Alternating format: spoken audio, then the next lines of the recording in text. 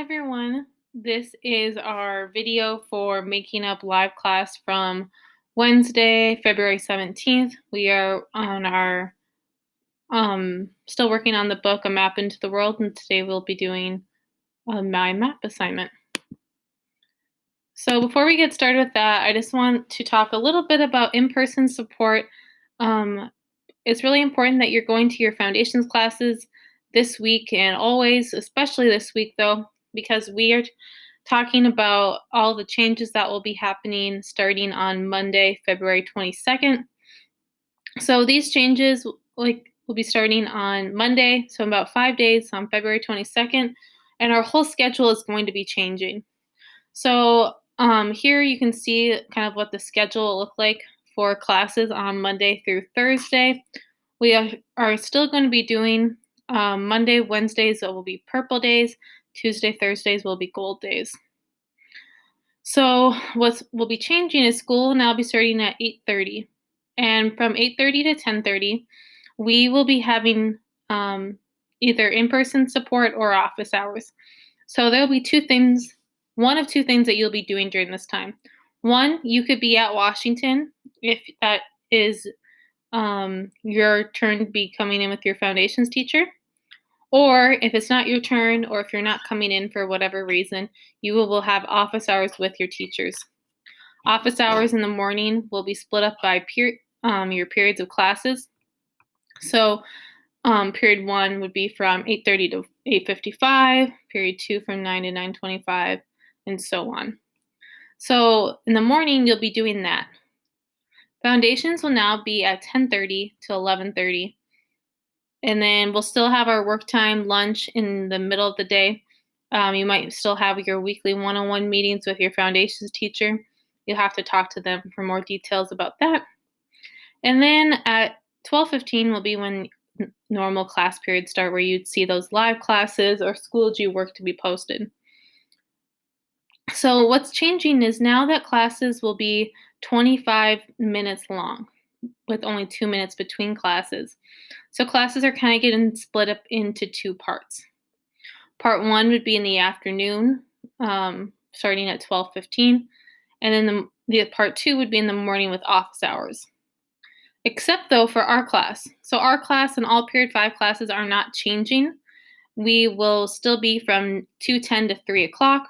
And in our class, we will still have live classes on Tuesdays and Wednesdays, and then work to do in Schoology with office hours in the afternoon from on Mondays and Thursdays with office hours, and work time on Fridays for Eagle Days. So nothing really is going to be changing for our class, but pretty much every other part of your schedule will be changing quite a bit. So like I said, go to foundations, make sure that you know what's happening, and you have all the right times for you to be showing up so you're not missing anything. So let's get into what we're talking about today. So our goal for today is I can write about what's important to me. Today we'll start with a greeting. We'll read the map into the world. We'll do a book talk. We will talk about complete sentences, and we'll do some writing time for our assignment today. So my question for our greeting today is, what is one thing that is important to you? What is one thing that is important to you? For me, something that's important to me is my family. My husband, my parents-in-laws, my sisters, my brothers, my sister-in-laws, they're all very important to me. And what we do together when I get to see them is we like to play a lot of games together, like card games or board games. And we just like to hang out and talk. And that's really important to me. And that's a big part of my life. What's important to you? You can send me an email with your answer. I'd love to hear. So today we're going to read A Map into the World by Kalia Yang. This will be our second time reading the book. And as we read the book, I want you to think about the title of the book. Why do you think it's called that? And then I also want you to see if you can figure out what is in Pun Tao's map. So she makes a map for her neighbor Bob. What kind of stuff does she put in it? Why does she make it? So stuff I want you to see if you can figure out while you're listening. So here's the cover of our book. It's A Map into the World by Kalia Yang. It's illustrated by Seo Kim. You'll Illustrated means the person that drew the pictures. Here's the cover page or title page. You can see a greenhouse that says for sale and the family in front of it. Okay, here's the book. The first time we saw the swing and the slide in the garden of the greenhouse with the big windows, my mother sat down in a chair in the backyard and said she did not want to get up. Tata and I looked at the garden, and she pointed out tomatoes, green beans, and a watermelon as round as my mother's belly. Tai knelt down to touch the dirt. I asked my mother if I could try the swing, and she said, "Yes, Pantao." The greenhouse became our home. I helped Tai hang the special story cloth about how the Hmong got to America on the empty wall by the big window of the living room. We saw an old man and woman through the window. They waved. We waved back. Later, my mother and father brought me across the street. The old man's name was Bob, and the old woman's name was Ruth. Up close, I could see that they were even older than Tai. Tai and I were in the garden picking tomatoes and beans and checking on the watermelon when my parents brought my baby brothers home from the hospital. I ran to the gate. The boys were smaller than my baby dolls, but cuter than any doll with their fuzzy heads, red lips, and round brown eyes. Some days the babies cried very loud. I covered my ears with my hands and asked my father to take me outside. Bob and Ruth sat on their special bench. I waved. We waved back and forth. The leaves of the two ginkgo trees by Bob and Ruth's house turned yellow like apricots. One day, a brisk wind blew the fan-shaped leaves, and the fan-shaped leaves came flying down. They covered the grass, and the street, and the dark mouth of the drain. Bob raked while Ruth sat and watched. I brought a leaf in for the babies to touch, but my mother said, "They're still too little, Pantao." The snow made the world quiet around us. We stopped seeing Bob and Ruth outside. The snowflakes fell on their driveway and glittered in the gray light. I made a ball of snow for my brothers, but it melted before they woke up from their nap. At night, I looked out our big window at Bob and Ruth's house to see their lights shining across the street. Sometimes I saw a shape of a person looking back at me. I waved, but the shadow person never waved back.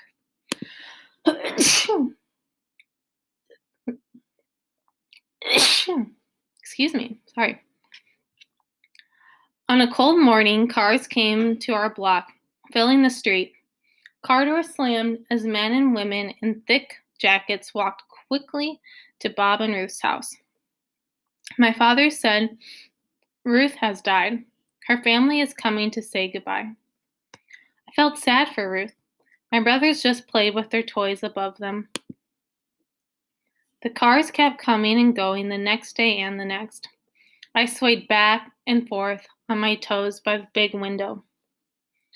I tried to lift my brothers so people could see how cute he was, but he cried for my mother, and my mother said, "They're still too little to carry him, Pantao." After the Hmong New Year, my baby brothers learned how to sit on their own, and we all sat looking out the window together.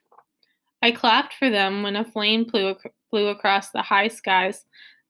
They laughed every time. The house across the street looked empty. The ginkgo trees reached for the sky with their thin fingers.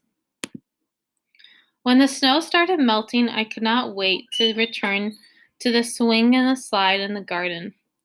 My baby brothers crawled all over the floor, underneath the table and the chairs. They were like puppies, their tongues licking everything. I found the first worm of spring on the sidewalk, and I named her Annette. I wanted to bring her inside so my brothers could watch her wiggle, but my mother said, "I don't think so, Pantao." The world became green again, and finally we all went outside. Taita and I planted green onions. I picked flowers from the lilac bushes for my brothers to smell. They opened their mouths and tried to eat them. My mother said, "Don't let them eat the flowers, Puntao." We took the babies outside again the next day after lunch. Bob's garage door opened. We all watched as he pushed out his special bench. We sat down alone. I pulled my mother's sleeve until she looked at me. I whispered an idea in her ear. My mother and I crossed the street and walked over to Bob. I let the sidewalk chalk bucket swing in my hands. I asked my mother to ask Bob if I could draw on his driveway. I said if he doesn't like it, the rain will come and wash it away. Bob nodded and said, "Go ahead." My mother and Bob talked in low voices. I could hear Bob say, "Ruth, she was with me for 60 years." I started my picture with a teardrop, and then I made it splatter like sunshine. I drew lines leading away from the splattered sun in many directions.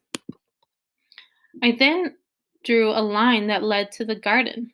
There I put a yellow ginkgo leaf. I drew a line that led to the grass. There I made the sparkling snow. I drew a line to the sidewalk. There I put a smiling worm named Annette. I drew an arrow to our house. There I added lilac flowers. And then I drew a line, the biggest line of all, towards the street. And there I drew the whole world. When I was done, I walked quietly to my mother and to Bob. They stopped talking. Bob shook my hand. "What did you draw for me?" he asked. I said in a whisper, "A map into the world, just in case you need it." Bob said, "I think I might." Okay, that was our book. So this was our discussion that we had in class for some questions about the book. It's really important for you to come to live class. Remember, we have live class every Tuesday and Wednesday, and I would like you to be there as much as possible. But these are the questions we talked about. So, question 1, what did Puntao include in her drawing? Well, we can see in the drawing here that she put a lot of different things in it.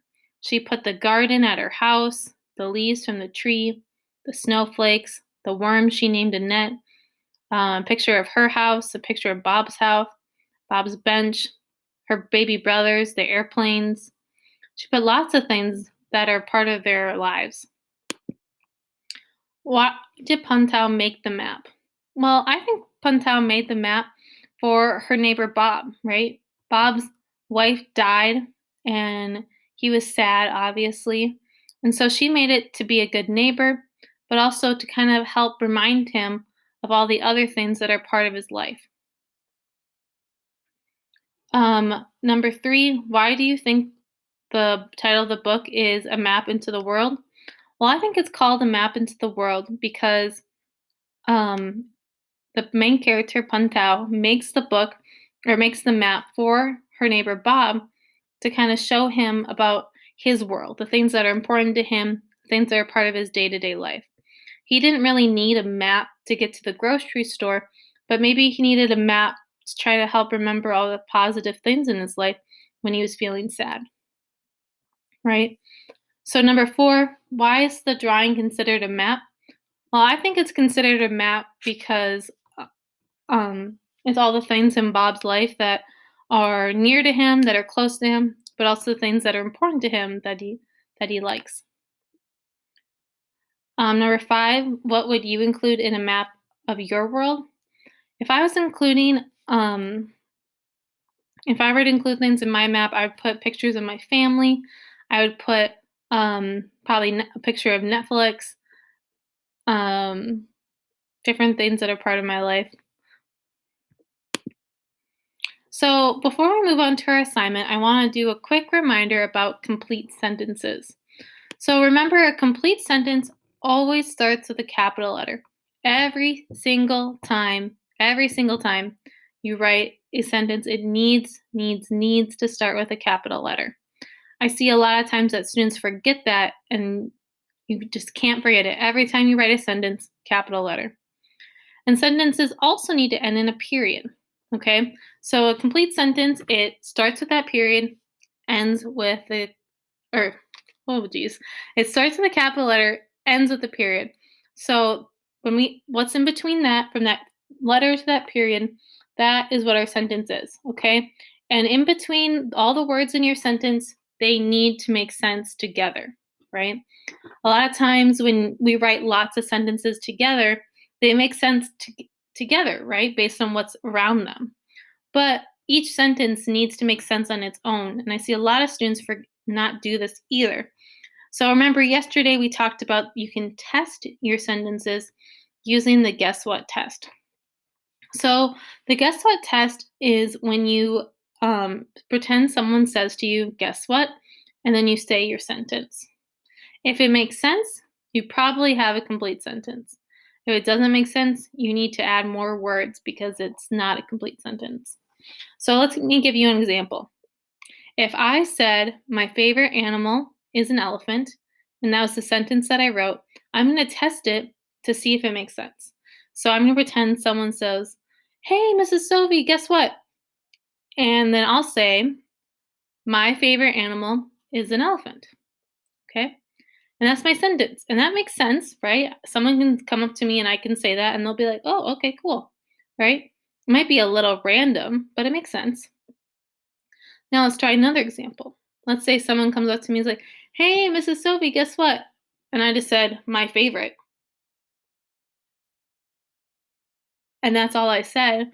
They'd be like, your favorite what? Your favorite animal, your favorite food, what are you talking about, right? When you're confused like that and you're like, what are you talking about? What do you mean? That is not a complete sentence because it doesn't make sense, right? Sentences need to make sense from that capital letter to that period. Okay? Other things you need to do when you're writing a complete sentence are capitalize the word I.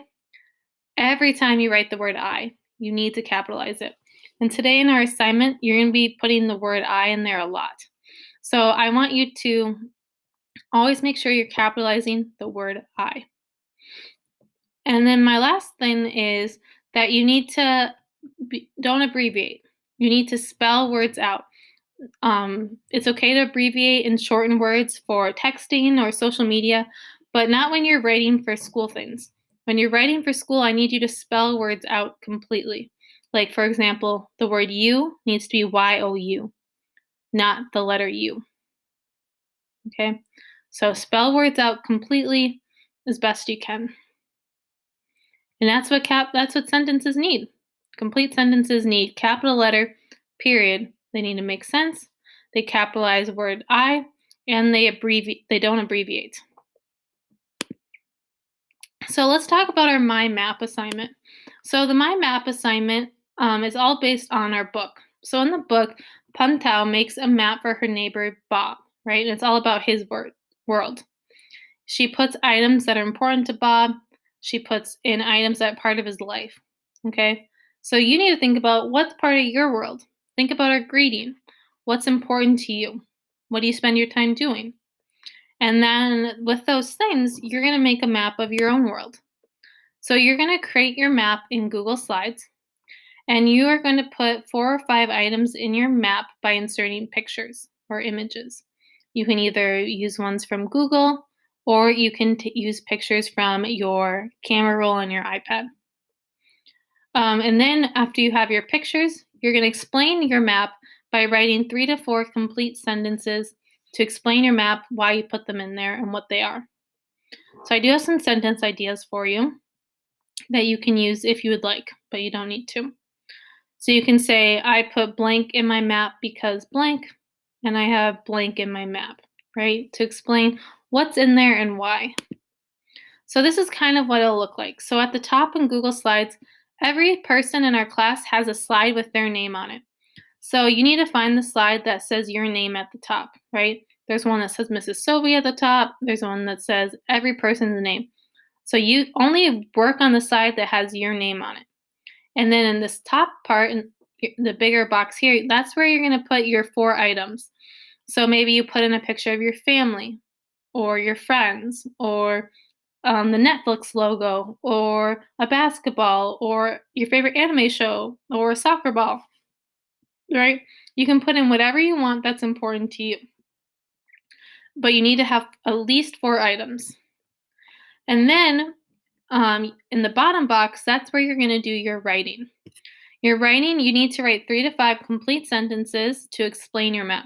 Remember, complete sentences have capital letters, periods, they make sense, they capitalize the word I, and they spell words out completely. Right? So there's those ideas of sentences that you can use again, right? This is my example that I made that hopefully will be helpful to you. So here I have a picture of my husband and I from this fall. It's a picture of my family in Fargo from last winter. It's a picture of Washington. This is a picture of a sun setting that I took this fall. Then I have a map of North Dakota with a blue arrow to Minnesota. So let me read to you what I wrote. In my map, I put pictures of my family. I also have a map of North Dakota with an arrow to Minnesota. That's because I used to live in North Dakota, but now I live in Minnesota. I put a picture of Washington in my map because I work there and being a teacher is very important to me. I have a sunset because I love watching the sunset. Okay? Notice how I have capital letters, periods, capitalize the word I, right? No abbreviations. That's exactly what I'm looking for from you. Okay? If you need more help with how to do our assignment, like how to add pictures to slides, stuff like that, this video is in Schoology and it's there to help you and show you exactly what to do. And so watch this video if you need more help. I think it's 6 or 7 minutes long. And then that's it for today. So now you can go and get your assignment done and work on that and finish that up. Tomorrow we will do another part with this assignment. So it's important that you try to get this done as soon as possible so you can do tomorrow's assignment and not fall behind. I will see you guys later.